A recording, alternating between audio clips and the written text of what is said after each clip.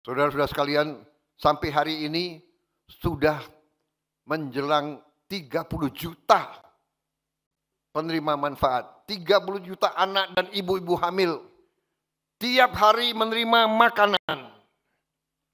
Bahwa ada kekurangan, iya. Ada keracunan makan, iya. Kita hitung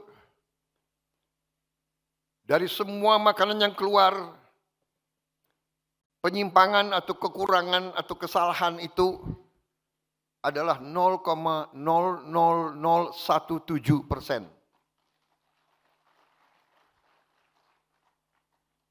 Ini tidak membuat bahwa kita puas dengan itu. Tapi namanya usaha manusia yang demikian besar, yang belum pernah dilaksanakan, saya kira, dalam sejarah dunia. Berhasil memerlukan 11 tahun untuk mencapai 40 juta penerimaan manfaat. Presiden yang cerita sama saya, mereka butuh 11 tahun. Kita 11 bulan sudah 30 juta.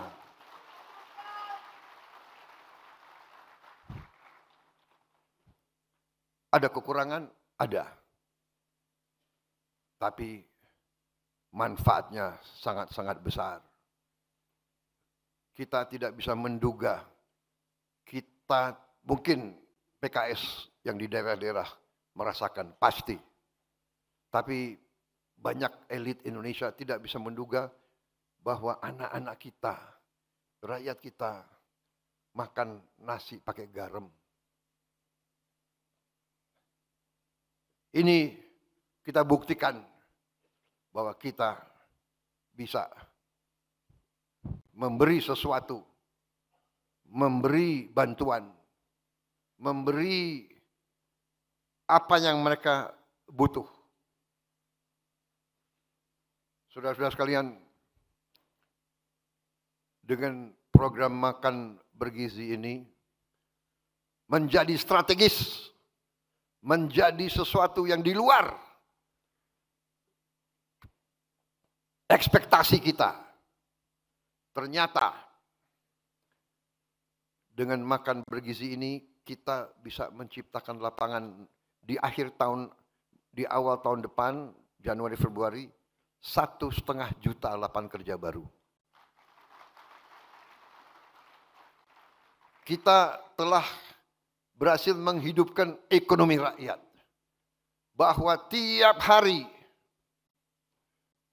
kita butuh telur, kita butuh sayur, kita butuh ikan, kita butuh ayam, kita butuh bahan-bahan dari kampung-kampung itu sendiri, dari kecamatan-kecamatan itu sendiri.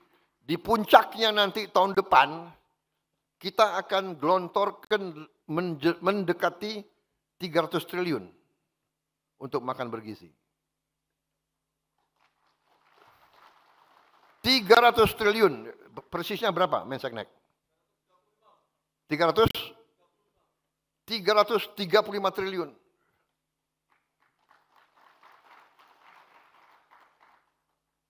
Yang adalah 20 miliar dolar.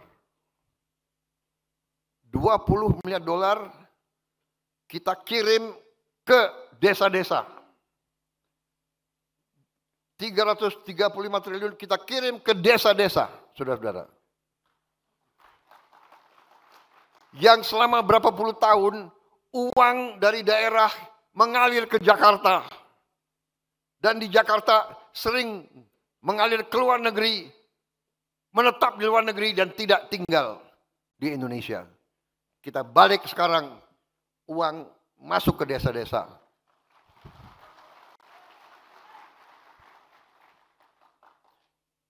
Dan saudara-saudara, dalam ilmu ekonomi, ada yang disebut the philosophy of money. Kalau 1 rupiah beredar di suatu tempat, rupiah itu bisa menimbulkan 2, 3, 4 rupiah baru yang beredar.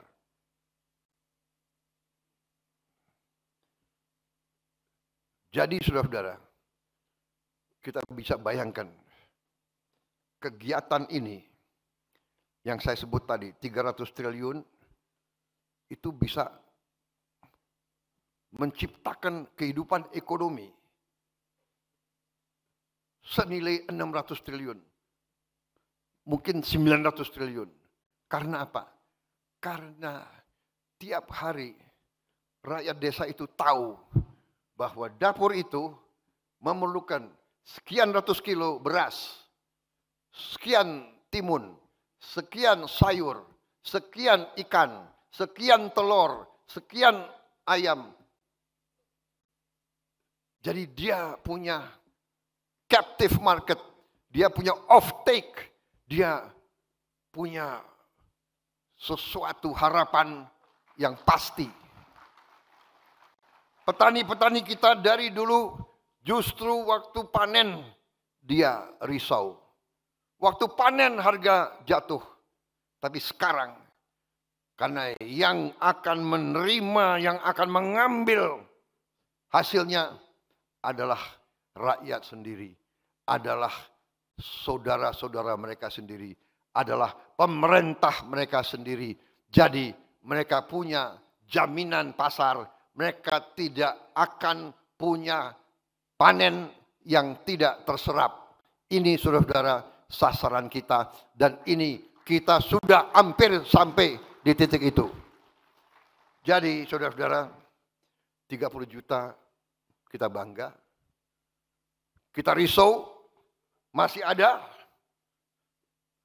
Makanya kita tertibkan semua SPPG, semua dapur, kita sudah bikin SOP, semua alat harus dicuci pakai alat yang modern, tidak terlalu mahal,